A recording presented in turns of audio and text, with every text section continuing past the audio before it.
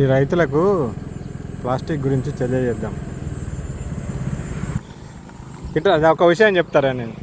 ఇప్పుడు ఇది చల్లగా ఉంటాయి కదా ఇలా బాటిల్లో నీళ్ళు, దీని నిండా ఇప్పుడు లీటర్ బాటిల్ కదా ఇది. అయితే దీంతో వాడటం వల్ల ఏమవుతుందంటే క్యాన్సర్ వస్తుంది. ఇది బాగానే ఉంటుంది, చల్లగా ఉంటుంది. ఇది ఈ ప్లాస్టిక్ బాటిల్ తాగితే క్యాన్సర్ వస్తుంది అంటాను. కాబట్టి మీరు ఏం చేయాలంటే ఒక స్టీల్ బాటిల్ కొనుక్కోండి.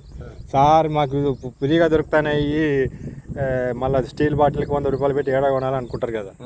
అట్లా ఏమవుతుందంటే దాంతో క్యాన్సర్ ప్రతి ఒక్కరికి వస్తుంది. క్యాన్సర్ ఇలా వాడితే ప్లాస్టిక్ అనేది ముట్టుకోవద్దు. ప్లాస్టిక్ ప్లేట్లలో అన్నం తినొద్దు. ప్లాస్టిక్ కప్పులో టీ తాగొద్దు.